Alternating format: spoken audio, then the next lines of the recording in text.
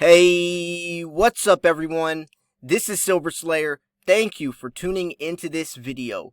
The main reason that gives silver its value is because it cannot be created nor destroyed, like fiat currency can, like our dollar bills so easily can. We're just pumping money into a system, trying to get ourselves out of debt by replacing it with more debt, and it's oversaturating the market. It's flooding the market with these worthless dollar bills. The dollar bill has actually lost 98% of its purchasing power, and over time, as time goes on, the dollar bill, what you can buy with it, is diminishing.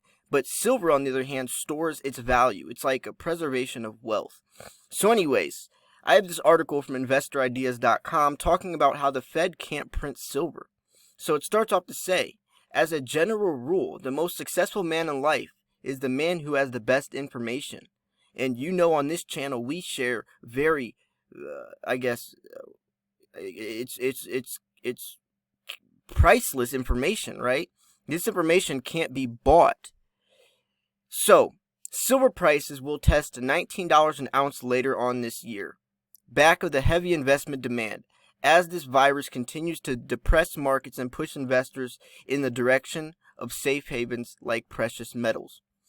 That is the conclusion of the Silver Institute's annual World Silver Survey, compiled by research from firm Metal Focus and released in April. Silver prices are driven by mine supply / recycling and demand from both retail, institutional investors, and industries.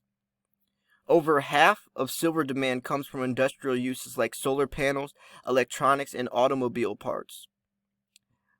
Around 20 grams of silver is required to build one solar panel. While most of the world's mined gold is still around, either cast as jewelry or smelted into bullion and stored in for investment purposes, the same cannot be said for silver.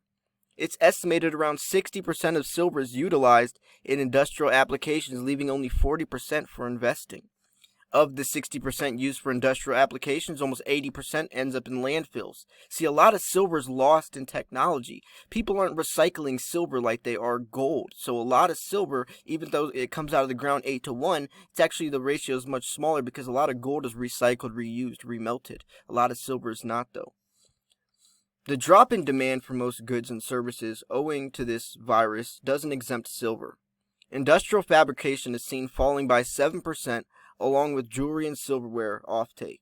But the reports project these declines will be offset by a 16% increase in silver bar and coin demand. There is also expected to be a strong inflow of silver-backed ETFs, as well as net buying by institutional investors on both futures and OTC markets.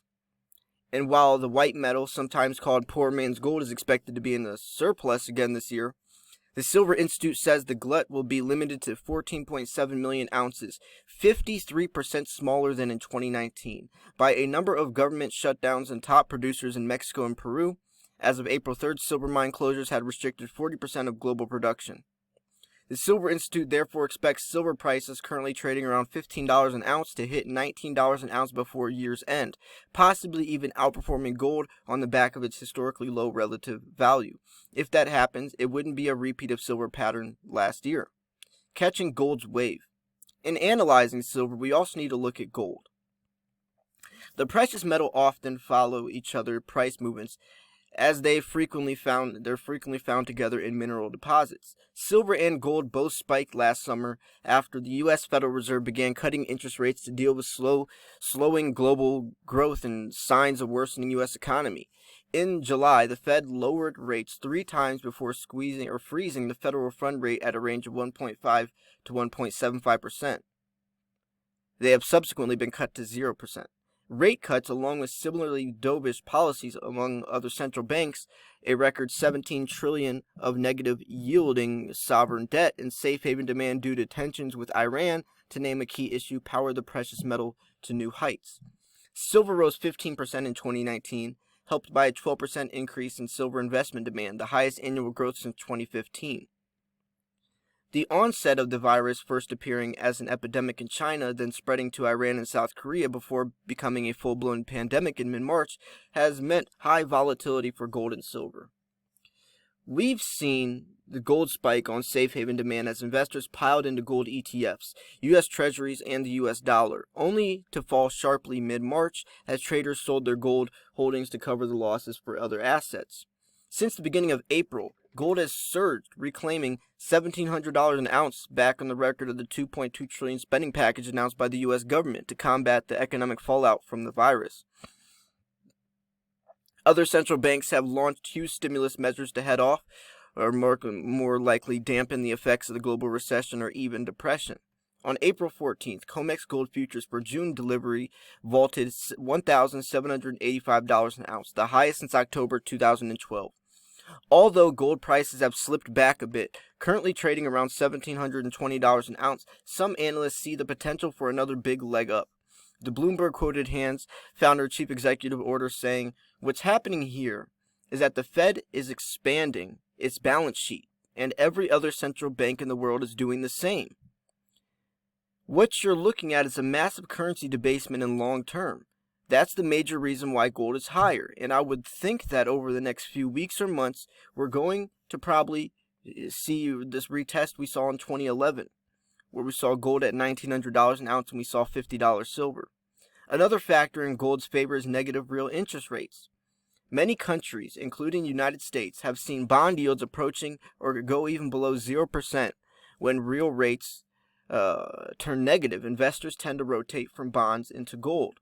And while security analysts quoted by Bloomberg expect to see Federal Reserve renewing quantitative easing, also standing for QE, combined with large fiscal stimulus spending, we could see long-end rates rising during the recovery phase of the virus. They don't see what's happening without inflation, which should keep real rates suppressed.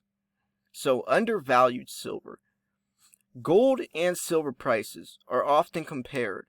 To get a sense of which direction each are headed, the gold to silver ratio is the amount of silver one can buy with an ounce of gold. Simply divide the current price of gold by the price of silver to find the ratio.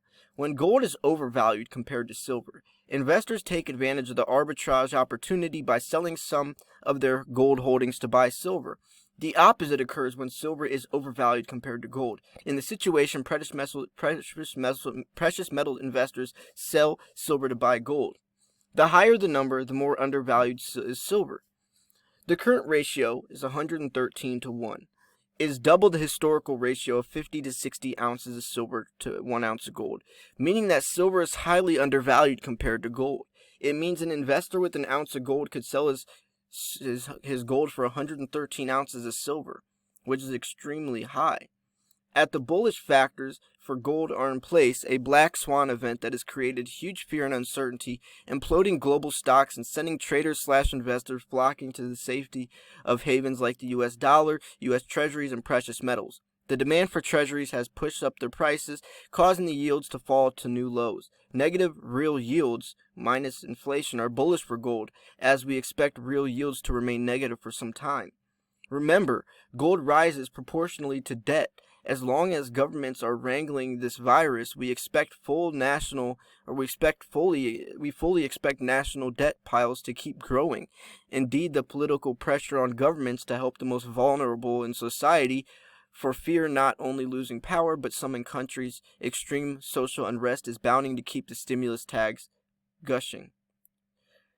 While demand for silver, like most industrial metals, will fall during this period of virus-related uncertainty after the pandemic is beaten, we expect it to come roaring back, and the extremely out-of-whack gold-to-silver ratio will correct in silver's favor.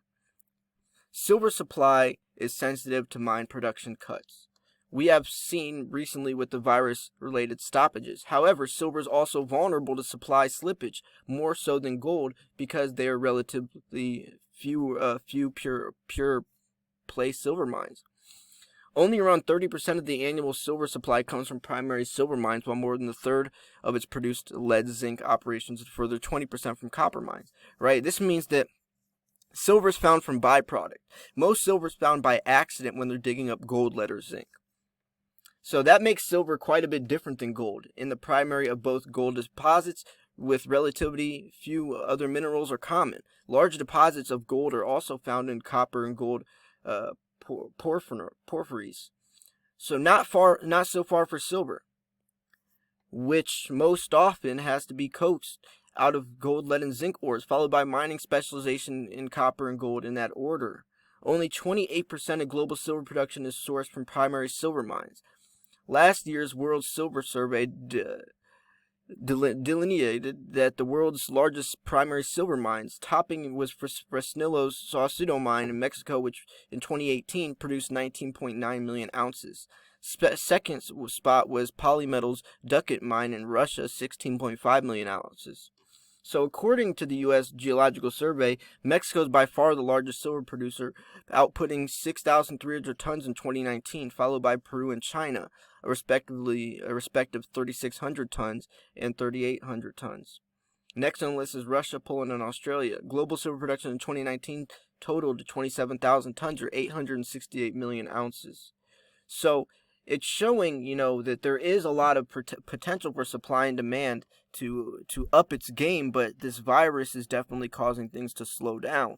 So anyways, I'm going to wrap this video up here. I thought this was a very important article to share. Main point is you can pump fiat currency into the system, but it's deflating, it's devaluing itself. The dollar is diminishing before our eyes. There will be a new monetary policy in place, and things are going to look much different, and that's why you need gold and silver. So anyways, thank you so much for tuning into this video. Make sure to smash the like button. Make sure you subscribe because I post daily videos.